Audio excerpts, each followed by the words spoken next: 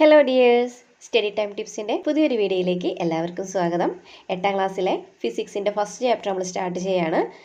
Measurement and units, അളവുകളും യൂണിറ്റുകളും. Chapter start ചെയ്യുമ്പോൾ തന്നെ ഒരു കാറും ഒരു കാറിൻ്റെ മെക്കാനിക്കും രണ്ട് കുട്ടികളും തമ്മിൽ നിന്ന് സംസാരിക്കുന്ന ഒരു പിക്ചർ തന്നിട്ടാണ് നമുക്കിവിടെ തുടങ്ങിയിരിക്കുന്നത് അല്ലേ. ഇവിടെ ഈ മെക്കാനിക്ക് പറയുന്നുണ്ട്, the engine of this car is manufactured in Japan and the other parts in India.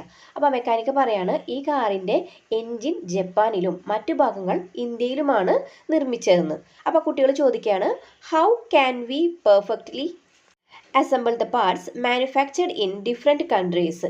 അപ്പോൾ പല രാജ്യങ്ങളിൽ നിർമ്മിക്കുന്നവ എങ്ങനെയാണ് കൃത്യമായിട്ട് യോജിപ്പിക്കാൻ കഴിയുവാന്ന്. അപ്പോൾ കുട്ടികളുടെ സംശയം നിങ്ങൾക്ക് ഉണ്ടായിട്ടുണ്ടോ എന്നൊക്കെയാണ് ചോദിച്ചിരിക്കുന്നത്. ഈ ഒരു കാര്യത്തിൽ എന്തായിരിക്കും നിങ്ങളുടെ അഭിപ്രായം? ഈ കുട്ടികൾ ചോദിച്ചിട്ടുണ്ട്, പല രാജ്യങ്ങളിലുള്ള പാർട്സ് ആകുമ്പോൾ അതിനെ കൃത്യമായിട്ട് കൂട്ടി യോജിപ്പിക്കാൻ പറ്റുമെന്നാണ് കുട്ടികൾ ചോദിച്ചത് അല്ലേ. കൃത്യമായിട്ട് കൂട്ടി യോജിപ്പിക്കാൻ പറ്റും, കാരണം അതിൻ്റെ അളവുകളൊക്കെ കൃത്യമാണെന്നുണ്ടെങ്കിൽ ഏത് രാജ്യത്ത് നിർമ്മിച്ചതാണെങ്കിലും നമുക്ക് ശരിയായ രീതിയിൽ അതിനെ യോജിപ്പിച്ചെടുക്കാൻ വേണ്ടി സാധിക്കും. ഞാൻ ടെക്സ്റ്റ് ബുക്ക് വായിച്ചിട്ടാണ് ചാപ്റ്റർ എക്സ്പ്ലെയിൻ ചെയ്യുന്നത്. നിങ്ങൾ എന്തായാലും ടെക്സ്റ്റ് ബുക്ക് വായിക്കാൻ മറ്റുള്ള കുട്ടികളാണെന്ന് എനിക്കറിയാം. അപ്പോൾ ഈ ഒരു വീഡിയോ കാണുമ്പോൾ നിങ്ങൾക്ക് ഒരു പ്രാവശ്യം ടെക്സ്റ്റ് ബുക്ക് വായിച്ച പോലെ ആവും. അതുപോലെ തന്നെ ടെക്സ്റ്റ് ബുക്കിലുള്ള കൂടുതൽ കാര്യങ്ങൾ നിങ്ങൾക്ക് അറിയാനും പറ്റും. അപ്പോൾ ചാപ്റ്റർ നിങ്ങൾക്ക് കൂടുതൽ മനസ്സിലാവുകയും ചെയ്യും. അതിൻ്റെ ഉള്ളിൽ കുറേ ക്വസ്റ്റ്യൻസ് ഒക്കെ ഉണ്ട്, അതിന് മനസ്സിലൊക്കെ ചെയ്യണ്ടേ. അപ്പോൾ അതുകൊണ്ടാണ് ടെക്സ്റ്റ് ബുക്ക് വായിച്ചിട്ട് എക്സ്പ്ലെയിൻ ചെയ്യുന്നത് കേട്ടോ. To solve such problems in our daily life, it is necessary to measure and state the characteristics property of objects and phenomena. Such measurable quantities are physical quantities. ഇവിടെ physical quantity എന്താണെന്നാണ് പറഞ്ഞിരിക്കുന്നത്. അതായത് നമ്മുടെ നിത്യജീവിതത്തിൽ കുറേ പ്രശ്നങ്ങൾ ഇതുപോലെ നമുക്ക് പരിഹരിക്കേണ്ടി വരാറുണ്ട് അതെ. അതുപോലെ തന്നെ വസ്തുക്കളും അതുപോലെ തന്നെ അവയുടെ സ്വഭാവ സവിശേഷതകളൊക്കെ അളന്ന് തിട്ടപ്പെടുത്തേണ്ടതായിട്ടുള്ള ഒരു സിറ്റുവേഷനൊക്കെ വരാറുണ്ട്. അപ്പോൾ അങ്ങനെയുള്ള അളവുകളെ പറയുന്നതാണ് ഫിസിക്കൽ ക്വാണ്ടിറ്റീസ് എന്ന് പറയുന്നത്. ഇപ്പോൾ കടയിലൊക്കെ പോയിട്ട് നമ്മൾ സാധനങ്ങളൊക്കെ വാങ്ങിക്കുകയെന്നുണ്ടെങ്കിൽ നമുക്ക് അവിടെ പോയിട്ട് ഇത്ര കിലോഗ്രാം അല്ലെങ്കിൽ വെളിച്ചെണ്ണയൊക്കെ വാങ്ങിക്കുകയെന്നുണ്ടെങ്കിൽ ഇത്ര ലിറ്റർ വേണം, അങ്ങനെയൊക്കെ നമുക്ക് പറയേണ്ടി വരാറുണ്ട് അല്ലേ. പിന്നെ ഇതുപോലെ തന്നെ നിങ്ങളുടെ യൂണിഫോമൊക്കെ തയ്ക്കാൻ കൊടുക്കുകയാണെന്നുണ്ടെങ്കിൽ ഇത്ര നീളം ഇത്ര വണ്ണം അങ്ങനെയൊക്കെ പറയേണ്ടി വരാറുണ്ട്. അപ്പോൾ അതുപോലുള്ള അളവുകളെ പറയുന്നതാണ് ഫിസിക്കൽ ക്വാണ്ടിറ്റീസ് എന്ന് പറയുന്നത്. ഇവിടെ കുറച്ച് പിക്ചറുകൾ തന്നിട്ടുണ്ട്, അതിൻ്റെ ക്വാണ്ടിറ്റീസ് ഒക്കെ അതിൻ്റെ താഴെ തന്നിരിക്കുന്ന ടേബിളിൽ എഴുതാനാണ് പറഞ്ഞിരിക്കുന്നത്. ഫസ്റ്റ് പിക്ചറിൽ ഒരാൾ കുഴിയുടെ നീളം നോക്കുകയാണ് അല്ലേ. അപ്പോൾ അവിടെ വരുന്ന ക്വാണ്ടിറ്റി ഏതാ? നീളമാണ്. പിന്നെ അവിടെ പറയുന്നത് തക്കാളിയൊക്കെ തൂക്കം നോക്കുന്നുണ്ട് അല്ലേ, പച്ചക്കറികൾ തൂക്കം നോക്കുന്നുണ്ട്. അപ്പോൾ അവിടെ എന്തായിരിക്കും നമ്മൾ നോക്കുന്നുണ്ടാവുക? മാസാണ് അല്ലേ. പിന്നെ അടുത്തത് ഒരു തയ്യൽ കടക്കാരൻ അളവ് എടുക്കുന്നുണ്ട് അല്ലേ. അപ്പോൾ അവിടെ എന്തായിരിക്കും നോക്കുന്നത്? നീളമാണ് നോക്കണം. അഞ്ചാമത്തെ പിക്ചറിൽ ഒരു കുട്ടി ഓടുന്ന സമയത്ത് അവൻ്റെ ആ ഒരു ടൈം സ്റ്റോപ്പ് വാച്ച് ഉപയോഗിച്ചിട്ട് കൗണ്ട് ചെയ്യാണ് അല്ലേ. അപ്പോൾ അവിടെ എന്തായിരിക്കും അളക്കണത്? ടൈമാണ് നോക്കണത് അല്ലേ. പിന്നെയോ ആറാമത്തെ പിക്ചറിൽ ഒരാളുടെ BP ചെക്ക് ചെയ്യാണ്. BP ചെക്ക് ചെയ്യുമ്പോൾ അവിടെ എന്തായിരിക്കും അളക്കണത്? അയാളുടെ പ്രഷറാണ് അളക്കണത് അല്ലേ. പിന്നെ അടുത്തയിലേക്ക് വരുമ്പോൾ ഒരാൾക്ക് പനി ഉണ്ടോ എന്നൊക്കെ നോക്കുന്നുണ്ട് അല്ലേ. അപ്പോൾ അവിടെ എന്തായിരിക്കും അളക്കണത്? ടെമ്പറേച്ചറാണ് അളക്കണത് അല്ലേ. അപ്പോൾ നമുക്ക് ഈ പറഞ്ഞ കാര്യങ്ങളൊക്കെ താഴെ തന്നിരിക്കുന്ന ടേബിളിലേക്ക് ഒന്ന് എഴുതാം. ഈ പറഞ്ഞ കാര്യങ്ങളൊക്കെ ഈ ടേബിളിലേക്ക് എഴുതിയിട്ടുണ്ട്. നമുക്കതൊന്നും കൂടി ഒന്ന് നോക്കാം. നമ്മുടെ സിറ്റുവേഷൻ തന്നിരിക്കുന്നത് measuring the depth of a pit, physical quantity എന്ന് പറയുന്നത് ലെങ്ത് ആണ്. മെഷറിംഗ് ദ വെയിറ്റ് ഓഫ് വെജിറ്റബിൾസിൻ്റെ വെയിറ്റിൽ എന്താ കണ്ടുപിടിക്കണേ? മാസാണ് അല്ലേ. Taking measurements by a tailor, അവിടെ എന്താ വരുന്നത്? ലെങ്ത് ആണ്. Using a stopwatch in a race, time. Measuring blood pressure, അവിടെ നോക്കുന്നത് എന്താ? പ്രഷർ. മെഷറിംഗ് ബോഡി ഹീറ്റ്, അവിടെ എന്തായിരിക്കും? ടെമ്പറേച്ചർ. ഇനി അടുത്തത് പറഞ്ഞിരിക്കുന്നത് find and write more physical quantities that you are familiar with, അതായത് നിങ്ങൾക്ക് പരിചിതമായിട്ടുള്ള കൂടുതൽ ഫിസിക്കൽ ക്വാണ്ടിറ്റീസ് കണ്ടെത്തി എഴുതാൻ. ഇതിലേക്ക് നമുക്ക് എന്തൊക്കെയാണ് ആഡ് ചെയ്യാൻ പറ്റും? ഇതിലേക്ക് നമുക്ക് speed, force, work, volume, area തുടങ്ങിയ ഫിസിക്കൽ ക്വാണ്ടിറ്റീസ് ഒക്കെ ആഡ് ചെയ്യാൻ സാധിക്കും. Can all physical quantities be measured directly, എല്ലാ ഫിസിക്കൽ ക്വാണ്ടിറ്റീസും നേരിട്ടളക്കാൻ സാധിക്കുമോ? ഒരുവിധം ക്വാണ്ടിറ്റീസൊക്കെ നമുക്ക് നേരിട്ടളക്കാൻ പറ്റും അല്ലേ. ഇനി നേരിട്ടളക്കാൻ പറ്റാത്ത കാര്യങ്ങളുണ്ട് ഇല്ലേ. In situations where direct measurement is not possible can we write them with reference to other physical quantities. അപ്പോൾ നേരിട്ട് അളക്കാൻ പറ്റാത്തതിനെ നമ്മൾ എന്താ ചെയ്യുക? മറ്റുള്ള അളവുകളുമായിട്ട് കൂട്ടിച്ചേർത്ത് നമ്മൾ പറയുകയാണ് ചെയ്യുന്നത് അല്ലേ. അടുത്തതാണ് fundamental quantities and derived quantities. There are many physical quantities, among them length, mass, time, electric current, temperature, amount of substance and luminance intensity are called fundamental quantities. അപ്പോൾ ഇവിടെ ഫണ്ടമെൻ്റൽ ക്വാണ്ടിറ്റീസ് എന്താണെന്ന് പറഞ്ഞിട്ടുണ്ട്. അതായത് ഇപ്പം നമ്മൾ കുറച്ച് ഫിസിക്കൽ ക്വാണ്ടിറ്റീസ് ഏതൊക്കെയാണെന്നൊക്കെ പറഞ്ഞു അല്ലേ. അതിലുള്ള length, mass, time, electric current, temperature, amount of substance and luminous intensity, ഈ പറയുന്ന ഈ ക്വാണ്ടിറ്റീസിനെ പറയുന്നതാണ് ഫണ്ടമെൻ്റൽ ക്വാണ്ടിറ്റീസ് എന്ന് പറയുന്നത്. അതായത് നമുക്ക് നേരിട്ട് അളക്കാൻ വേണ്ടി സാധിക്കും ഇതൊക്കെ അല്ലേ. ഇപ്പോൾ ഒരാളുടെ ഹൈറ്റ് അളക്കണം എന്നുണ്ടെങ്കിൽ നമുക്കത് കണ്ടുപിടിക്കാം അല്ലേ. പിന്നെ അതുപോലെ തന്നെ ഇപ്പോൾ അയാളുടെ ഡ്രസ്സിൻ്റെ, ഇപ്പോൾ ഷർട്ടിൻ്റെ നീളം അളക്കണം എന്നുണ്ടെങ്കിൽ അത് നമുക്ക് അളന്ന് കണ്ടുപിടിക്കാൻ പറ്റും. പിന്നെ ഇപ്പോൾ ഒരാൾ ഇപ്പോൾ ഒരു സ്ഥലത്ത് നിന്ന് വേറെ സ്ഥലത്തേക്ക് പോയി, അപ്പോൾ എത്ര സമയം എടുത്തു, അയാൾ എത്ര സമയം കൊണ്ട് അവിടെ പോയി എന്നൊക്കെ നമുക്ക് സമയം മനസ്സിലാക്കാൻ വേണ്ടി സാധിക്കും. അതേപോലെ തന്നെ എന്താ ടെമ്പറേച്ചർ, ഒരാൾക്ക് പനി ഉണ്ടെങ്കിൽ നമുക്ക് ടെമ്പറേച്ചറൊക്കെ അളക്കാൻ സാധിക്കും. അപ്പോൾ അങ്ങനെയുള്ള ഫിസിക്കൽ ക്വാണ്ടിറ്റീസിനെ പറയുന്നതാണ് എന്ത്, ഫണ്ടമെൻ്റൽ ക്വാണ്ടിറ്റീസ് എന്ന് പറയുന്നത്. അതായത് നമുക്ക് അളക്കാൻ, നേരിട്ട് അളക്കാൻ സാധിക്കുന്ന അളവുകളെ പറയുന്നതാണ് എന്ത്, ഫണ്ടമെൻ്റൽ ക്വാണ്ടിറ്റീസ് എന്ന് പറയുന്നത്. All other quantities can be expressed in terms of these fundamental quantities. അപ്പോൾ ഈ ഫണ്ടമെൻ്റൽ ക്വാണ്ടിറ്റീസ് ഉപയോഗിച്ചിട്ട് മറ്റളവുകളെ നമ്മൾക്ക് എക്സ്പ്രസ് ചെയ്യാൻ വേണ്ടി സാധിക്കുമെന്ന്. അങ്ങനെയാണെന്നുണ്ടെങ്കിൽ ഇവിടെ ഫണ്ടമെൻ്റൽ ക്വാണ്ടിറ്റീൻ്റെ ഡെഫിനേഷൻ തന്നിട്ടുണ്ട്, നമുക്കതും കൂടി ഒന്ന് നോക്കാം. Fundamental quantities R quantities that exist independently and cannot be expressed in terms of other quantities. അപ്പോൾ ഇവിടെ ഫണ്ടമെൻ്റൽ ക്വാണ്ടിറ്റീസ് എന്താണെന്ന് പറഞ്ഞിട്ടുണ്ട്. അതായത് പരസ്പരം ബന്ധമില്ലാതെ നിലനിൽക്കുക. അതായത് ഇപ്പോൾ നീളം അളക്കണം അല്ലേ, അപ്പോൾ നമുക്ക് നീളം മാത്രം മതി.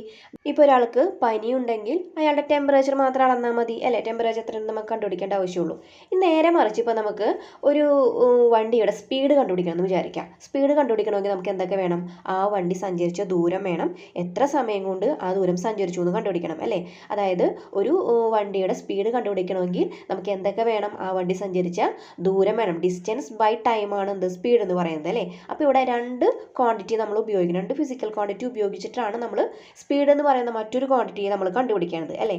അപ്പോൾ നമുക്ക് ഇതിൽ നിന്ന് മനസ്സിലാക്കാൻ സാധിക്കും ഫണ്ടമെൻ്റൽ ക്വാണ്ടിറ്റീസ് എന്ന് പറയുന്നത് എന്താ, സ്വന്തമായിട്ട് നിൽക്കുന്നതാണ് അല്ലേ. ആരെയും ഡിപ്പെൻഡ് ഒന്നും ചെയ്യണില്ല, ആരും ഉപയോഗിക്കുകയും വേണ്ട അല്ലേ, അവർ സ്വന്തമായിട്ട് തന്നെ നിൽക്കുകയാണ്. അപ്പോൾ അങ്ങനെയുള്ള ക്വാണ്ടിറ്റീസിനെ പറയുന്നതാണ് ഫണ്ടമെൻ്റൽ ക്വാണ്ടിറ്റീസ് എന്ന് പറയുന്നത്. ഇനി find out the physical quantities mentioned in table 1.1 and list dum below. 1.1 എന്ന് പറഞ്ഞ ടേബിളിൽ നിന്നും ഫിസിക്കൽ ക്വാണ്ടിറ്റീസ് ഏതൊക്കെയാണെന്ന് കണ്ടെത്തി എഴുതാനാണ് പറഞ്ഞിട്ടുള്ളത്. അപ്പോൾ നമുക്ക് ആ ടേബിൾ ഒന്നും കൂടി ഒന്ന് നോക്കാം. ഇതാണ് നമ്മൾ നേരത്തെ പറഞ്ഞ ടേബിൾ എന്ന് പറയുന്നത്. അപ്പോൾ ഈ ടേബിളിൽ നിന്ന് നമുക്ക് ഈ ഫിസിക്കൽ ക്വാണ്ടിറ്റീസ് ഏതൊക്കെയാണെന്ന് കണ്ടെത്താം. ലെങ്ത് ഇവിടെ തന്നിട്ടുണ്ട് ഓൾറെഡി അല്ലേ. ഇനി നമുക്കിതിൽ നിന്നും മാസ് എടുക്കാം, അതുപോലെ തന്നെ ടൈം എടുക്കാം, ടെമ്പറേച്ചർ എടുക്കാം കേട്ടോ. തന്നിരിക്കുന്ന ചിത്രത്തിൽ നിന്നും ഇവിടെ ഉപയോഗിക്കുന്ന ഫിസിക്കൽ ക്വാണ്ടിറ്റീസ് ഏതൊക്കെയാണെന്ന് എടുത്ത് എഴുതാനാണ് പറഞ്ഞിട്ടുള്ളത്. ഇവിടെ ആദ്യത്തെ പിക്ചറിൽ ഒരു മുറിയുടെ ഏരിയ കണ്ടുപിടിക്കുകയാണ് അല്ലേ. അപ്പോൾ ഇവിടെ ഏരിയ തന്നിട്ടുണ്ട്. അടുത്തതിൽ എന്താ, ആ ഒരു ഗ്ലാസ്സിലെ ജലത്തിൻ്റെ വോളിയം കണ്ടുപിടിക്കുകയാണ് നമ്മൾ. അതുപോലെ തന്നെ മരുന്നായാലും അങ്ങനെ തന്നെയാണ് അല്ലേ, എത്രയുണ്ടെന്ന് കണ്ടുപിടിക്കണം. അപ്പോൾ അവിടെയൊക്കെ ഉപയോഗിക്കുന്ന ഫിസിക്കൽ ക്വാണ്ടിറ്റി എന്ന് പറയുന്നത് വോളിയമാണ്. Record how each of them is found out and complete the table appropriately. അപ്പോൾ ഇതെങ്ങനെയാണ് കണ്ടുപിടിക്കുന്നതെന്ന് കണ്ടെത്തിയിട്ട് ടേബിളിലേക്ക് എഴുതാനാണ് പറഞ്ഞിരിക്കുന്നത്. ഇവിടെ പറഞ്ഞിട്ടുള്ള situation for painting the wall. ഇപ്പോൾ വാൾ പെയിൻറ്റ് ചെയ്യണം അല്ലേ, ഒരു ചുമര് പെയിൻറ്റ് ചെയ്യണമെങ്കിൽ അതിൻ്റെ ഏരിയ കണ്ടുപിടിക്കണം. എങ്ങനെയാണ് മക്കളെ ഏരിയ കണ്ടുപിടിക്കണേ, ഏരിയ കാണാൻ വേണ്ടിയിട്ട് ലെങ്ത് ഇൻറ്റു വിഡ്ത്ത് ആണ് ഏരിയ എന്ന് പറയുന്നത് അല്ലേ. അടുത്തത് മെഷർമെൻറ്റ് ഓഫ് മെഡിസിൻ അല്ലെ ലിക്വിഡ്, അതിൻ്റെ ഫിസിക്കൽ ക്വാണ്ടിറ്റി അതാ വോളിയമാണ്. വോളിയം എങ്ങനെ കണ്ടുപിടിക്കുക, volume is equal to circumference of the measuring jar into എന്ത് വരും, ഹൈറ്റ് വരും അല്ലേ. Which are the quantities used here to find area and volume? ഇവിടെ ഏരിയ കണ്ടുപിടിക്കാൻ വേണ്ടി നമ്മൾ എന്തൊക്കെ ഉപയോഗിച്ചു, ലെങ്ത്തും വിഡ്ത്തും ഉപയോഗിച്ചു അല്ലേ. അതുപോലെ തന്നെ വോളിയം കണ്ടുപിടിക്കാനോ സർക്കംഫറൻസ് ഓഫ് ദ ജാറും കണ്ടുപിടിച്ചു, അതിൻ്റെ ഹൈറ്റും കണ്ടുപിടിച്ചിട്ടാണ് നമ്മൾ വോളിയം കണ്ടത് അല്ലേ. All of them are distance between two position are into. അപ്പോൾ ഇവയെല്ലാം എന്ന് പറയുന്നത് രണ്ട് സ്ഥാനങ്ങൾക്ക് ഇടയിലുള്ള ദൂരം തന്നെയല്ലേ എന്നാണ് ചോദിച്ചിരിക്കുന്നത്. അതേലോ അല്ലേ. ഇപ്പോൾ നമ്മൾ ഏരിയ കണ്ടുപിടിക്കാൻ വേണ്ടി നമ്മൾ എന്തൊക്കെ അളന്നു, ലെങ്ത്തും വിഡ്ത്തും അളന്നിട്ടാണ് നമ്മൾ ഏരിയ കണ്ടുപിടിച്ചത് അല്ലേ. അപ്പോൾ രണ്ട് പൊസിഷനിൽ ഇടയിലുള്ള അളവുകളായിരുന്നു ഈ പറഞ്ഞതെല്ലാം. The distance between two positions represents a physical quantity called length. അതായത് രണ്ട് പൊസിഷനുകൾക്ക് ഇടയിലുള്ള ദൂരം എന്ന് പറയുന്നതാണ് എന്ത്, നീളം അല്ലേ. ആ ലെങ്ത് എന്ന് പറയുന്നത്. We have used the fundamental quantity of length to find the quantities of area and volume. Such quantities that can be found out using fundamental quantities are called derived quantities. അപ്പോൾ ഇവിടെ derived quantity എന്താണെന്നാണ് പറഞ്ഞിരിക്കുന്നത്. അതായത് ഇവിടെ area, volume എന്നീ അളവുകൾ കണ്ടെത്താൻ വേണ്ടിയിട്ട് നമ്മൾ നീളം എന്ന് പറയുന്ന ഫിസിക്കൽ യൂണിറ്റ് ആണ് ഉപയോഗിച്ചത് അല്ലേ. അപ്പോൾ ഇങ്ങനെ ഫിസിക്കൽ യൂണിറ്റുകൾ ഉപയോഗിച്ചിട്ട് എഴുതാവുന്ന മറ്റ് അളവുകളെ പറയുന്നതാണ് ഡിറൈവ്ഡ് യൂണിറ്റ് എന്ന് പറയുന്നത്. അപ്പോൾ നമുക്കതിൻ്റെ ഡെഫിനിഷൻ കൂടി നോക്കാം. Quantities that can be expressed in terms of fundamental quantities are derived quantities. അതായത് ഫണ്ടമെൻ്റൽ ക്വാണ്ടിറ്റീസ് ഉപയോഗിച്ചിട്ട് പ്രസ്താവിക്കാൻ എക്സ്പ്രസ് ചെയ്യാൻ പറ്റുന്ന അളവുകളെ പറയുന്നതാണ് ഡിറൈവ്ഡ് ക്വാണ്ടിറ്റീസ് എന്ന് പറയുന്നത്. ഒരു വസ്തുവിൻ്റെ ഏരിയ നമ്മൾ കണ്ടുപിടിച്ചത് എങ്ങനെയാണ്? ലെങ്ത്തും ബ്രെഡ്ത്തും കൂടി മൾട്ടിപ്ലൈ ചെയ്തിട്ടാണ് അല്ലേ? അപ്പോൾ രണ്ട് ഫിസിക്കൽ ക്വാണ്ടിറ്റീസ് ഉപയോഗിച്ചിട്ടാണ് നമ്മൾ ഏരിയ കണ്ടുപിടിക്കുന്നത്. അപ്പോൾ അങ്ങനെ ഉപയോഗിക്കുന്ന, അതായത് രണ്ട് ഫിസിക്കൽ ക്വാണ്ടിറ്റി, ഒന്നിലധികം ഫിസിക്കൽ ക്വാണ്ടിറ്റീസ് ഉപയോഗിച്ചിട്ട് ഉണ്ടാക്കുന്ന ക്വാണ്ടിറ്റികളെ പറയുന്നതാണ് എന്ത്? ഡിറൈവ്ഡ് ക്വാണ്ടിറ്റീസ് എന്ന് പറയുന്നത്. തന്നിരിക്കുന്ന പിക്ചറിൽ ഗ്യാസ് സിലിണ്ടറിൻ്റെ മാസ് എങ്ങനെയാണ് രേഖപ്പെടുത്തിയിരിക്കുന്നതെന്ന് നോക്കാനാണ് പറഞ്ഞിട്ടുള്ളത്. Mass marked on the cylinder. സിലിണ്ടറിൽ മാസ് രേഖപ്പെടുത്തിയിരിക്കുന്നത് എങ്ങനെയാണ്? 14.2 കിലോഗ്രാം എന്ന് പറഞ്ഞാണ് കൊടുത്തിരിക്കുന്നത് അല്ലേ? Here, the physical quantity of mass is indicated using a numerical value, that is 14.2 and a unit, that is kilogram. അപ്പോൾ ഇവിടെ ഗ്യാസ് സിലിണ്ടറിൻ്റെ ആ ഒരു മാസിനെ ഇവിടെ രേഖപ്പെടുത്തിയിരിക്കുന്നത് ന്യൂമറിക്കൽ വാല്യൂവിൻ്റെ ഒപ്പം യൂണിറ്റ് കൂടി ചേർത്താണ് ഇവിടെ രേഖപ്പെടുത്തിയിരിക്കുന്നത്. ന്യൂമറിക്കൽ വാല്യൂ എന്ന് ഉദ്ദേശിക്കേണ്ടത് 1, 2, 3 എന്ന് പറയുന്ന നമ്പറുകളെയാണ് അങ്ങനെ സൂചിപ്പിക്കുന്നത് കേട്ടോ. പിന്നെ അപ്പോൾ ഇവിടെ 14.2 എന്ന് പറയുന്നത് ന്യൂമറിക്കൽ വാല്യൂവും മാസിൻ്റെ യൂണിറ്റ് ആയിട്ടുള്ള കിലോഗ്രാമും കൂടി ചേർത്ത് ഇവിടെ രേഖപ്പെടുത്തിയിട്ടുണ്ട്. താഴെ കുറച്ച് പിക്ചറുകൾ തന്നിട്ടുണ്ട്. അതിനെ ന്യൂമറിക്കൽ വാല്യൂസും അതോടൊപ്പം തന്നെ യൂണിറ്റും ചേർത്ത് എഴുതാൻ പറഞ്ഞിട്ടുണ്ട്. നോക്കാം നമുക്ക് എങ്ങനെ എഴുതണേന്ന്. ഫസ്റ്റത്തെ പിക്ചറിൽ ടെമ്പറേച്ചർ ചെക്ക് ചെയ്യാണ്. അവിടെ ന്യൂമറിക്കൽ വാല്യൂ 37.8 ആണ്. അതിൻ്റെ യൂണിറ്റ് എന്ന് പറയുന്നത് സെൽഷ്യസ് ആണ്. അപ്പോൾ അതിൻ്റെ മോഡ് ഓഫ് മാർക്കിംഗ് മെഷർമെൻറ്റ് എന്ന് കൊടുത്തിരിക്കുന്നത് 37.8 ഡിഗ്രി സെൽഷ്യസ് ആണ്. ഇനി അടുത്ത പിക്ചർ നമുക്ക് നോക്കാം. അവിടെ ഒരു കുട്ടിയുടെ ഹൈറ്റ് ആണ് കണ്ടുപിടിക്കുന്നത് അല്ലേ? അപ്പോൾ നമുക്കിവിടെ എന്ത് എഴുതാം?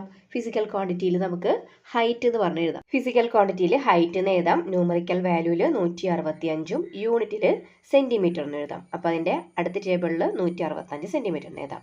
അടുത്തത് ആ ബോട്ടിലിൻ്റെ മാസാണ് കണ്ടുപിടിക്കുന്നത്. ന്യൂമറിക്കൽ വാല്യൂ 1ഉം യൂണിറ്റ് എന്ന് പറയുന്നത് കിലോഗ്രാം ആണ് അല്ലേ? അപ്പോൾ നമുക്ക് 1 കിലോഗ്രാം എന്ന് എഴുതാം. ഈ ടേബിളിൽ നിന്നും എന്താണ് മനസ്സിലാക്കാൻ സാധിക്കുന്നതെന്ന് ഇവിടെ കൊടുത്തിട്ടുണ്ട്. A physical quantity is expressed by a number indicating its value followed by its unit. അതായത് ഒരു ഫിസിക്കൽ ക്വാണ്ടിറ്റീനെ നമ്മൾ എക്സ്പ്രസ് ചെയ്യുമ്പോൾ, അതായത് നമ്മളിങ്ങനെ എഴുതുമ്പോൾ, പ്രസ്താവിക്കുമ്പോൾ അതിൻ്റെ വാല്യൂ കാണിക്കുന്ന സംഖ്യയും അതോടൊപ്പം അതിൻ്റെ യൂണിറ്റും കൂടി എഴുതണമെന്ന് ഇതിൽ നിന്ന് നമുക്ക് മനസ്സിലാക്കാം. അടുത്തത് യൂണിറ്റ്സ് ഓഫ് ഫിസിക്കൽ ക്വാണ്ടിറ്റീസ്. ഇവിടെ 2 ആക്ടിവിറ്റി തന്നിട്ടുണ്ട്. അത് ഞാൻ നിങ്ങൾക്കൊന്ന് പറഞ്ഞു തരാം. ഇവിടെ ആദ്യം പറഞ്ഞിരിക്കുന്നത് ഒരു കുട്ടിയുടെ ഹൈറ്റ് ചുമരിൽ അടയാളപ്പെടുത്തുക. അതിനുശേഷം 2 വ്യത്യസ്ത നീളത്തിലുള്ള ഈർക്കിലി എടുത്തിട്ട് ആ ഒരു ഹൈറ്റ് അളന്നിട്ട് നിങ്ങളുടെ സയൻസ് ഡയറിയിൽ എഴുതാനാണ് പറഞ്ഞിട്ടുള്ളത്. അപ്പോൾ ഒരു ഈർക്കിലിയുടെ നീളം ഒരു 10 സെൻറ്റിമീറ്ററും വേറെ ഒരെണ്ണത്തിൻ്റെ 5 സെൻറ്റിമീറ്റർ ആണെന്ന് വിചാരിക്കുക അല്ലേ? അപ്പോൾ നിങ്ങൾ അളന്ന് എഴുതുമ്പോൾ ആ കിട്ടുന്ന അളവുകൾ 2 വ്യത്യാസമായിരിക്കും അല്ലേ? ഇനി അടുത്തത് നമുക്ക് പറഞ്ഞിരിക്കുന്നത് ഒരു ബക്കറ്റിൽ വെള്ളമുണ്ട്. ആ ബക്കറ്റിലെ വെള്ളത്തിനെ 2 വ്യത്യസ്ത അളവിലുള്ള കപ്പുകൾ ഉപയോഗിച്ചിട്ട് അളന്ന് എഴുതാനാണ് പറഞ്ഞിരിക്കുന്നത്. അപ്പോഴും കിട്ടുന്ന അളവുകൾ വ്യത്യാസമായിരിക്കും അല്ലേ? ഒരു കപ്പ് വലുതും ഒരു കപ്പ് ചെറുതുമാണ്. അപ്പോൾ കിട്ടുന്ന അളവുകൾ വ്യത്യാസമായിരിക്കില്ലേ? In both cases are the measurements obtained the same. നമുക്ക് കിട്ടിയിരിക്കുന്ന ഈ അളവുകൾ 2 കേസിലും നമുക്ക് കിട്ടിയിരിക്കുന്ന അളവുകൾ ഒരേപോലെ ആയിരിക്കുമോ? അല്ലല്ലോ. Why are the measurements not equal? എന്തുകൊണ്ടായിരിക്കും ഈ അളവുകൾ തുല്യമാകാതിരുന്നതെന്ന്? നമ്മൾ ആദ്യം ഹൈറ്റ് അളക്കാൻ വേണ്ടിയിട്ട് ഒരു ചെറിയ ഇരിക്കിലിയാണ് ഉപയോഗിച്ചത് അല്ലേ? അപ്പോൾ ചെറിയ ഇരിക്കിലി ഉപയോഗിച്ചിട്ട് ഒരു 50 ചെറിയ ഇരിക്കിലിയൊക്കെയാണ് ആ കുട്ടിയുടെ ഹൈറ്റ് എന്ന് ഒരാൾ പറയുകയാണ് അല്ലേ? ഈ വലിയ ഇരിക്കിലി ഉപയോഗിക്കുകയാണെന്നുണ്ടെങ്കിലോ ചിലപ്പോൾ ഒരു 30 ഉണ്ടാവുള്ളൂ. അപ്പോൾ ആ അളവ് എന്ന് പറയുന്നത്, ആ ഒരു ഹൈറ്റ് എന്ന് പറയുന്നത് 2 പേർക്ക് കിട്ടിയത് ഒരേപോലെയാണോ? അല്ലല്ലോ, വ്യത്യസ്തമാണ് അല്ലേ? അതുപോലെ തന്നെയാണ് ആ ബക്കറ്റിലെ വെള്ളം അളന്നപ്പോഴും. വലിയ കപ്പ് ഉപയോഗിച്ചപ്പോൾ ആണെങ്കിൽ ഒരു 10 ഗ്ലാസ് കിട്ടിയിട്ടുണ്ടാവും അല്ലേ? ചെറിയ കപ്പാണെന്നുണ്ടെങ്കിലോ അതിനേക്കാളും കൂടുതൽ ഒരു 30 കിട്ടിയിട്ടുണ്ടാവും. അപ്പോഴും ബക്കറ്റിലെ വെള്ളത്തിൻ്റെ അളവ് കറക്റ്റായോ? ഇല്ലല്ലോ. അപ്പോൾ രണ്ടിലും ഉപയോഗിച്ചിരിക്കുന്ന യൂണിറ്റുകൾ വ്യത്യാസമാണ് അല്ലേ? അതുകൊണ്ട് തന്നെ നമുക്ക് കിട്ടിയേക്കുന്ന അളവും ഒരേപോലെ അല്ല. അപ്പോൾ ഒരേപോലെയുള്ള അളവ് കിട്ടണമെങ്കിൽ എന്ത് ചെയ്യണം? ഒരേപോലെയുള്ള യൂണിറ്റുകൾ ഉപയോഗിച്ചിട്ട് അളക്കണം അല്ലേ? When a physical quantity is measured everywhere in the world the measurement should be the same, right? ഒരു ഫിസിക്കൽ ക്വാണ്ടിറ്റീനെ ലോകത്തുള്ള ഏത് ആൾക്കാർ അളന്നാലും ഒരു സെയിം ആയിട്ടുള്ള ഒരു അളവ് തന്നെ കിട്ടണം. അതിന് വേണ്ടിയിട്ട് നമ്മൾ എന്ത് ചെയ്യണം? ഒരു ഫിക്സഡ് ആയിട്ടുള്ള ഒരു റെഫറൻസ് ഉപയോഗിക്കണം. അപ്പോൾ അങ്ങനെയുള്ള ആ അളവുകളെ പറയുന്നതാണ് എന്ത്? യൂണിറ്റ് ഓഫ് ഫിസിക്കൽ ക്വാണ്ടിറ്റി എന്ന് പറയുന്നത്. അതായത് a unit is a standardised reference accepted universally to measure a physical quantity. അതായത് ഒരു ഫിസിക്കൽ ക്വാണ്ടിറ്റീനെ വ്യക്തമായിട്ട് പറയാൻ വേണ്ടിയിട്ട് ലോകത്തുള്ള എല്ലാവരും അംഗീകരിച്ചിട്ടുള്ള ഒരു സ്കെയിൽ അല്ലെങ്കിൽ ഒരു റെഫറൻസിനെ പറയുന്നതാണ് എന്ത്, യൂണിറ്റ് എന്ന് പറയുന്നത്. പണ്ട് കാലങ്ങളിൽ നീളം അളക്കാൻ വേണ്ടിയിട്ട് പല പ്രദേശങ്ങളിലും പല യൂണിറ്റുകളാണ് ഉപയോഗിച്ചിട്ടുള്ളത്. അതാണ് ഇവിടെ താഴെ തന്നിരിക്കുന്നത്. 1 ഫീറ്റ്, 1 ക്യൂബിറ്റ്, 1 ഹാൻഡ് സ്പാൻ എന്ന് പറഞ്ഞ് തന്നിട്ടുള്ളത്. 1 ഫീറ്റ് എന്ന് പറയുന്നത് ഒരു അടി എന്നൊക്കെ നമ്മൾ പറയാറുണ്ട് അല്ലേ. കാല് വെച്ച് അളക്കുന്നതാണ് ഒരു അടി എന്ന് പറയുന്നത്. അതുപോലെ തന്നെ കൈ വെച്ച് അളക്കുന്നതാണ് 1 ക്യൂബിറ്റ്, അതായത് മുഴം എന്ന് പറയും അല്ലേ. മുല്ലപ്പൂവൊക്കെ അളക്കുന്നത് ഒരു കൈ ഇങ്ങനെ വെച്ചിട്ടാണ് അല്ലേ. ഒരു മുഴം അങ്ങനെയാണ് നമ്മൾ അളക്കാറ്. പിന്നെ അതുപോലെ തന്നെ 1 ഹാൻഡ് സ്പാൻ, അതായത് തള്ളവിരൽ തുടങ്ങിയിട്ട് ചെറുവിരൽ വരെയുള്ള ആ ഒരു ദൂരമാണ് എന്ത്, ചാൺ എന്ന് പറയുന്നത് കേട്ടോ. നമ്മൾ മലയാളത്തിൽ തന്നെ ചാൺ എന്നാണ് പറയുന്നത്. അപ്പോൾ ആ വിരലുകൾ വെച്ചുള്ള അളവിനെ പറയുന്നതാണ് ചാൺ എന്ന് പറയുന്നത്. അപ്പോൾ ഇതൊക്കെയായിരുന്നു പണ്ട് കാലത്ത് നീളം അളക്കാൻ വേണ്ടിയിട്ടൊക്കെ ഉപയോഗിച്ചിരുന്നത്. അപ്പോൾ മറ്റു രാജ്യങ്ങളിലൊക്കെയാണെന്നുണ്ടെങ്കിൽ വേറെ യൂണിറ്റുകളൊക്കെ ആയിരിക്കും ഉപയോഗിക്കുന്നുണ്ടാവുക അല്ലേ. അപ്പോൾ പല സ്ഥലങ്ങളിലും പല യൂണിറ്റുകൾ ഉപയോഗിക്കുമ്പോൾ എന്തായിരിക്കും ഇതിൽ ബുദ്ധിമുട്ട് വരുന്നത്, അതിൻ്റെ അളവിൽ ചിലപ്പോൾ കൂടുതലും കുറവൊക്കെ വരും അല്ലേ. കൃത്യമായിട്ടൊരു അളവ് നമുക്ക് കിട്ടില്ല. അപ്പോൾ ഇവിടെ നമുക്ക് എന്ത് എഴുതാം, ലോ ആക്യുറസി, അതായത് കൃത്യത കുറവായി വരും അല്ലേ. പിന്നെ അതുപോലെ തന്നെ difficulty for the people in other region to analyse measurement, അതായത് മറ്റു പ്രദേശത്തുള്ളവർക്ക് അളവുകൾ വിശകലനം ചെയ്യാൻ, അനലൈസ് ചെയ്യാൻ കുറച്ച് പ്രയാസമൊക്കെ വരും. പിന്നെ നമുക്കിതിലേക്ക് എന്ത് പോയിന്റ് ആഡ് ചെയ്യാം, അടുത്ത പോയിന്റ് നമുക്കിതിലേക്ക് എഴുതാം, lack of uniformity and international communication. But today the unit meter is used everywhere in the world to measure length. Similarly, there are internationally accepted units for all other physical quantities. This is called International System of Units. എന്നാൽ ഇന്ന് നീളം അളക്കാൻ വേണ്ടിയിട്ട് ലോകത്ത് എല്ലായിടത്തും metre എന്ന് പറയുന്ന യൂണിറ്റാണ് ഉപയോഗിക്കുന്നത്. ഇതുപോലെ മറ്റെല്ലാ ഫിസിക്കൽ ക്വാണ്ടിറ്റീസും അളക്കാൻ വേണ്ടിയിട്ട് ഒരു ലോകത്തുള്ള എല്ലാവരും അംഗീകരിച്ച ഒരു യൂണിറ്റ് ഉണ്ടെന്ന്. ഇത്തരം യൂണിറ്റുകളെ പറയുന്നതാണ് ഇൻ്റർനാഷണൽ സിസ്റ്റം ഓഫ് യൂണിറ്റ് എന്ന്. ഇൻ്റർനാഷണൽ സിസ്റ്റം ഓഫ് യൂണിറ്റിനെ ചുരുക്കി പറയുന്നതാണ് SI യൂണിറ്റ് എന്ന് പറയുന്നത്. ഈ SI യൂണിറ്റുകൾ ഉപയോഗിക്കുമ്പോൾ ലോകത്തുള്ള എല്ലാവർക്കും ഒരേ അളവ് തന്നെയായിരിക്കും ലഭിക്കുന്നതെന്ന്. ഈ ചാപ്റ്റർ തുടങ്ങിയപ്പോൾ 2 കുട്ടികൾ ഒരു സംശയം ചോദിച്ചിട്ടുണ്ടായിരുന്നു. അതായത് കാറിൻ്റെ പാർട്സ് പല പല രാജ്യങ്ങളിൽ നിർമ്മിച്ചു കഴിഞ്ഞിട്ടുണ്ടെങ്കിൽ അതെല്ലാം ഒരേപോലെ ഒരു കൃത്യതയോട് കൂടി കൂട്ടിച്ചേർക്കാൻ പറ്റുമോ എന്ന്. അപ്പോൾ ഇതുപോലുള്ള യൂണിറ്റുകൾ, അതായത് ലോകമെമ്പാടും അംഗീകരിച്ച ഈ SI യൂണിറ്റുകൾ ഉപയോഗിക്കുന്നിടത്തോളം കാലം ഈ എല്ലാ പാർട്സും ഏത് രാജ്യങ്ങൾ ഉണ്ടാക്കിയതായാലും ഈ എല്ലാ പാർട്സിനെ നമുക്ക് ഒരുമിച്ച് വളരെയധികം കൃത്യതയോട് കൂടിയിട്ട് ഇതിലേക്ക് ഘടിപ്പിക്കാൻ വേണ്ടി സാധിക്കും. അതാണ് ഈ ഒരു പാരഗ്രാഫിൽ പറഞ്ഞിരിക്കുന്നത് കേട്ടോ. ഇതിലുള്ളതും കൂടി നമുക്കൊന്ന് നോക്കാം. Different units are required for the same physical quantity in various context. Large units are used for larger quantities and smaller units four smaller quantities. അതായത് ഫിസിക്കൽ ക്വാണ്ടിറ്റീസിനെ വിവിധ സിറ്റുവേഷനിൽ നമുക്ക് അളക്കേണ്ട ഒരു അവസ്ഥ വരികയാണെന്നുണ്ടെങ്കിൽ വ്യത്യസ്ത യൂണിറ്റുകൾ ആവശ്യമായിട്ട് വരാറുണ്ടെന്ന്. അതായത് അളവുകൾ അതായത് കൂടുതൽ അളവുകൾ വരുന്നതിന് വലിയ യൂണിറ്റുകളും കുറഞ്ഞ അളവുകൾക്ക് കുറഞ്ഞ യൂണിറ്റുകളുമാണ് ഉപയോഗിക്കുന്നത് എന്ന്. ഇപ്പോൾ നമുക്ക് 2 സ്ഥലങ്ങൾ തമ്മിലുള്ള ദൂരങ്ങൾ അളക്കാൻ വേണ്ടി നമ്മൾ കിലോമീറ്റർ ഉപയോഗിക്കും അല്ലേ. ഇനിയിപ്പോൾ ചെറിയൊരു ഡിസ്റ്റൻസ് ഒക്കെ ആണെന്നുണ്ടെങ്കിലോ നമ്മൾ മീറ്റർ ആയിരിക്കും ഉപയോഗിക്കുന്നത്. മനസ്സിലായല്ലോ. അപ്പോൾ വലിയ അളവുകൾക്ക് വേണ്ടിയിട്ട് വലിയ യൂണിറ്റുകളും ചെറിയ അളവുകൾക്ക് വേണ്ടിയിട്ട് ചെറിയ യൂണിറ്റുകളാണ് ഉപയോഗിക്കുന്നത്. ഡിഫറെൻറ്റ് യൂണിറ്റ്സ് ഓഫ് ലെങ്ത്, നീളത്തിൻ്റെ വിവിധ യൂണിറ്റുകളെ കുറിച്ചാണ് പറയുന്നത്. The SI unit of length is metre. Its simple is M. Small letter M ഉപയോഗിച്ചിട്ടാണ് മീറ്റർ നമ്മൾ സൂചിപ്പിക്കാറ് അല്ലേ. അപ്പോൾ ലെങ്ത്തിൻ്റെ SI യൂണിറ്റ് എന്ന് പറയുന്നത് എന്താ, മീറ്റർ ആണ്. അത് സൂചിപ്പിക്കുന്നത് M എന്ന് പറയുന്ന ലെറ്റർ ഉപയോഗിച്ചിട്ടാണ്. Centimetre, millimetre, kilometre etcetera are the other units of length. അപ്പോൾ ഇനി മീറ്റർ അല്ലാതെ വേറെ ഏതൊക്കെയാണ് യൂണിറ്റുകളുള്ളത്? സെൻറ്റിമീറ്റർ ഉപയോഗിക്കാറുണ്ട്, മില്ലിമീറ്റർ ഉപയോഗിക്കാറുണ്ട്, കിലോമീറ്റർ ഉപയോഗിക്കാറുണ്ട്. Let us get familiar with that. നമുക്കിതെല്ലാം പരിചയമാണ് അല്ലേ. The picture shows a part of metre scale. ഇവിടെ ഒരു മീറ്റർ സ്കെയിലിൻ്റെ പിക്ചർ തന്നിട്ടുണ്ട്. മീറ്റർ സ്കെയിലിൽ 2 വലിയ വരകൾക്കിടയിലുള്ള ദൂരത്തെ നമ്മൾ സെൻറ്റിമീറ്റർ ആയിട്ടാണ് എടുക്കാറ് അല്ലേ. ചെറിയ വരകൾ അതിൽ ഏതാ, മില്ലിമീറ്റർ ആണ് അല്ലേ. അപ്പോൾ നമുക്കിവിടെ ഇവിടുത്തെ ഒന്ന് ഫില്ല് ചെയ്യാം. 1 മീറ്റർ ഈസ് ഈക്വൽ ടു എത്ര സെൻറ്റിമീറ്റർ ആണ് 1 മീറ്റർ എന്ന് പറയുന്നത്? 100 സെൻറ്റി. 1 മീറ്റർ എന്ന് പറഞ്ഞാൽ 100 സെൻറ്റിമീറ്ററും 1 സെൻറ്റിമീറ്റർ എന്ന് പറഞ്ഞാൽ 10 മില്ലിമീറ്ററും അതേപോലെ തന്നെ 1 മീറ്റർ എന്ന് പറഞ്ഞാൽ 1000 മില്ലിമീറ്ററുമാണ് അല്ലേ. ഇനി ഇവിടെ പറഞ്ഞിരിക്കുന്നത് ഈ പറഞ്ഞ അളവിനേക്കാളും ചെറിയ അളവുകൾ ഉപയോഗിക്കേണ്ടി വരാറുണ്ടോയെന്ന്. ഇവിടെ ഒരു നോട്ടീസ് തന്നിട്ടുണ്ട്. ആ ഒരു നോട്ടീസിൽ പറഞ്ഞിരിക്കുന്നത് മുനിസിപ്പാലിറ്റി 30 മൈക്രോണിൽ താഴെ വരുന്ന പ്ലാസ്റ്റിക് കവറുകൾ നിരോധിച്ചിരിക്കുന്നു എന്നാണ് പറഞ്ഞിട്ടുള്ളത്. അപ്പോൾ മൈക്രോൺ എന്ന് ഉദ്ദേശിക്കുന്നത് ഇവിടെ എന്താ മൈക്രോമീറ്റർ എന്നാണ് കേട്ടോ. മൈക്രോമീറ്ററിൻ്റെ ചുരുക്കമാണ് മൈക്രോൺ എന്ന് പറയുന്നത്. അപ്പോൾ ഒരു മീറ്റർ എന്ന് പറഞ്ഞിട്ടുണ്ടെങ്കിൽ 10 ലക്ഷം മൈക്രോമീറ്റർ ആണ് കേട്ടോ. മീറ്ററിനേക്കാളും വലിയ അളവ് ഉപയോഗിക്കേണ്ട സിറ്റുവേഷൻസ് ഒക്കെ ഉണ്ടോയെന്നും. ഇവിടെ തന്നിരിക്കുന്ന ഒരു ബോർഡിൽ 13 km എന്ന് പറഞ്ഞ് എഴുതിയിട്ടുണ്ട് അല്ലേ. km എന്ന് പറയുന്നത് എന്താ കിലോമീറ്റർ ആണ്. ഇവിടെ 1 കിലോമീറ്റർ ഡാഷ് മീറ്റർ എന്ന് പറഞ്ഞിട്ടുണ്ട് അല്ലേ. എത്ര മീറ്ററാണ് 1 കിലോമീറ്റർ എന്ന് പറയുന്നത്? 100 മീറ്റർ ആണ് 1 കിലോമീറ്റർ എന്ന് പറയുന്നത്. ഇനി കിലോമീറ്ററിനേക്കാളും വലിയ യൂണിറ്റുകൾ ഉപയോഗിക്കേണ്ട ആവശ്യം വരാറുണ്ടോ? ഉണ്ടല്ലേ. നമുക്കിവിടെ നോക്കാം. ഇവിടെ ഒരു ബോക്സിൽ തന്നിട്ടുണ്ട് scale of the solar system. Astronomical unit is the average distance from the earth to the sun. അപ്പോൾ നമ്മൾ എർത്തിൽ നിന്നും സണ്ണിലേക്കുള്ള ദൂരത്തെ നമ്മൾ ആസ്ട്രോണമിക്കൽ യൂണിറ്റ് എന്നാണ് പറയുന്നത്. AU എന്നാണ് അതിന് ഷോർട്ടാക്കി പറയുന്നത്. It is approximately 150 million kilometre. ഇത് ഏകദേശം എത്രയുണ്ട്? 150 മില്യൺ കിലോമീറ്റർ ആണെന്നാണ് പറയുന്നത്. A light year is the distance light travels in A year in vacuum. ഇപ്പോൾ ലൈറ്റ് ഇയർ എന്ന് പറയുന്നത് എന്താ? ലൈറ്റ് ഒരു വർഷം കൊണ്ട് ശൂന്യതയിൽ സഞ്ചരിക്കുന്ന ദൂരത്തെയാണ് പറയുന്നത് ലൈറ്റ് ഇയർ എന്ന് പറയുന്നത്. Light travels at A speed of approximately 3 lakh kilometre per second. അതായത് ഒരു സെക്കൻഡിൽ ഏകദേശം 3 ലക്ഷം കിലോമീറ്റർ വേഗതയിലാണ് ലൈറ്റ് സഞ്ചരിക്കുന്നത്. അപ്പോൾ ഈ ഒരു ബോക്സ് പഠിച്ചു വയ്ക്കണം കേട്ടോ. ഈ ഒരു ബോക്സിൽ നിന്നും ആസ്ട്രോണമിക്കൽ യൂണിറ്റ് എന്താണെന്ന് ചോദിക്കാറുണ്ട്. അതുപോലെ തന്നെ ലൈറ്റ് ഇയറും എന്താണെന്ന് ചോദിക്കാറുണ്ട്. അപ്പോൾ രണ്ടും പഠിച്ചു വയ്ക്കണം കേട്ടോ. അടുത്തത് ഡിഫറെൻറ്റ് യൂണിറ്റ്സ് ഓഫ് മാസ്. മാസിൻ്റെ വിവിധ യൂണിറ്റുകളെ കുറിച്ചാണ് നോക്കാൻ പോകുന്നത്.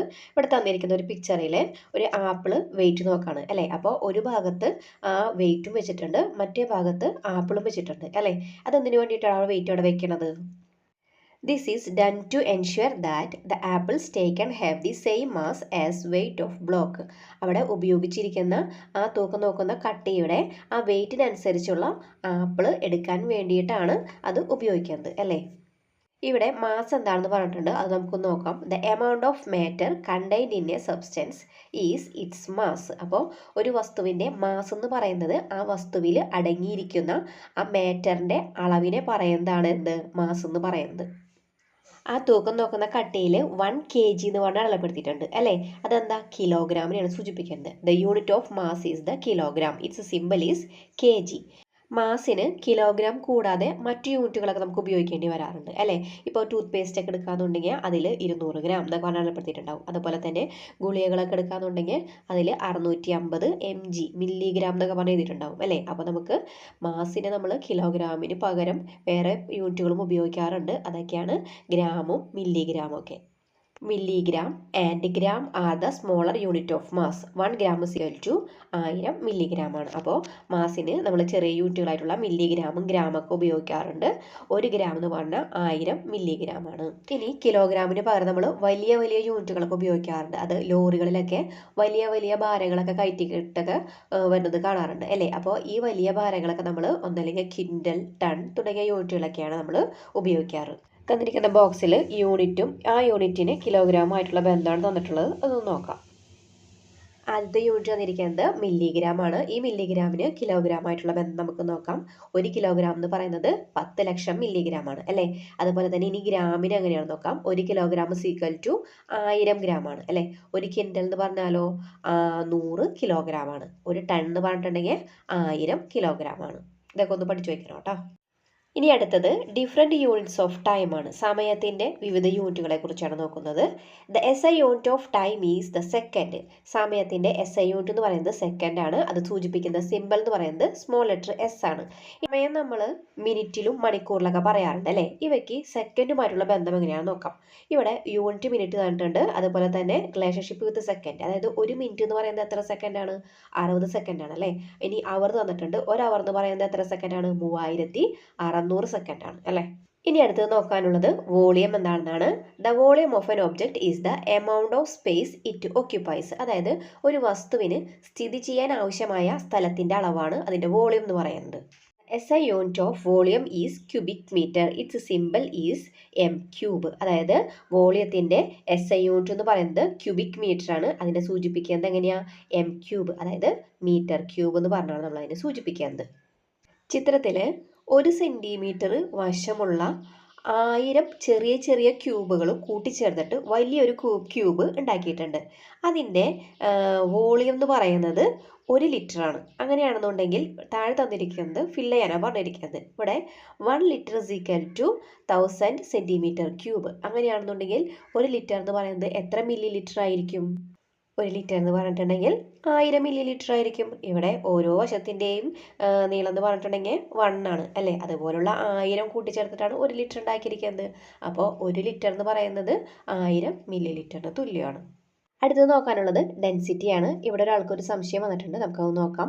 Y is density displayed on the fuel dispenser in a petrol pump? Petrol പമ്പിലൊക്കെ ഈ ഡെൻസിറ്റി പ്രദർശിപ്പിക്കുന്നത് എന്തിനാണെന്നാണ് അയാൾക്കൊരു സംശയം. അപ്പോൾ നമുക്ക് ഡെൻസിറ്റി ആദ്യം എന്താണെന്ന് അറിയണം അല്ലേ? എന്നിട്ട് വേണം നമുക്കിത് ഇതിൻ്റെ ആൻസർ കിട്ടാൻ വേണ്ടിയിട്ട്. അപ്പോൾ നമുക്ക് നോക്കാം ഡെൻസിറ്റി എന്താണെന്ന്. ഇവിടെ ഡെൻസിറ്റി കണ്ടുപിടിക്കാൻ വേണ്ടിയിട്ട് ഒരു കാർഡ്ബോർഡ് പെട്ടി എടുത്തിട്ട് ആദ്യം അതിൻ്റെ വോളിയം കണ്ടുപിടിക്കാൻ പറഞ്ഞിട്ടുണ്ട്.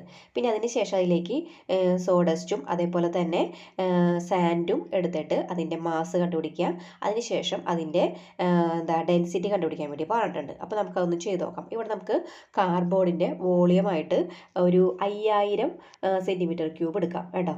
അപ്പോൾ നമുക്ക് ഇതിൻ്റെ വാല്യൂസ് ഒക്കെ ഒന്ന് അസ്യൂം ചെയ്യാം. ഇവിടെ മരത്തിൻ്റെ പൊടി എടുക്കാൻ പറഞ്ഞിട്ടുള്ളത്, അതിൻ്റെ മാസ് ഞാൻ 2000 ഗ്രാമാണ് എടുക്കുന്നത്. അതുപോലെ തന്നെ മണലിൻ്റെ 7500 ഗ്രാമാണ് എടുക്കുന്നത്. ഇവിടെ നമുക്ക് വോളിയം എന്ന് പറയുന്നത് 5000 ഞാൻ എടുത്തിട്ടുണ്ട്. അപ്പോൾ നമുക്കിതിനി മാസ് ബൈ വോളിയം ചെയ്യാം. അതായത് 2000/5000 എന്ന് പറയുമ്പോൾ 0.4 കിട്ടും. അതുപോലെ തന്നെ 7500/5000 ചെയ്യുമ്പോൾ 1.5 കിട്ടും.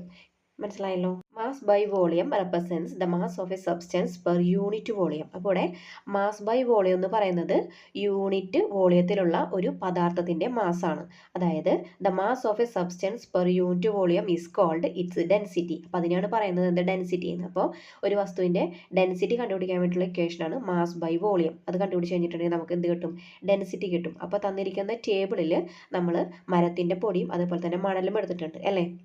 അപ്പോൾ അത് രണ്ടും ഒരു ബോക്സിൽ തന്നെ എടുത്തിട്ടാണ് നമ്മൾ ഈ എക്സ്പെരിമെൻ്റ് ചെയ്തത് അല്ലേ? അപ്പോൾ അതിൻ്റെ വോളിയം എന്ന് പറയുന്നത് 5000 തന്നെയാണ്. അത് രണ്ടിൻ്റെയും വോളിയം എന്ന് പറയുന്നത് തുല്യമായിരുന്നു. പക്ഷേ മാസ് ബൈ വോളിയം ചെയ്ത് കഴിഞ്ഞപ്പോൾ, അതായത് ഡെൻസിറ്റി നമ്മൾ കണ്ടുപിടിച്ച് കഴിഞ്ഞപ്പോൾ രണ്ടിൻ്റെയും ഡെൻസിറ്റി വ്യത്യസ്തമാണ് നമുക്ക് മനസ്സിലാക്കാൻ സാധിച്ചു അല്ലേ? Volume is same. Objects with higher mass with have higher density. In the case of a particular substance, density is a fixed number.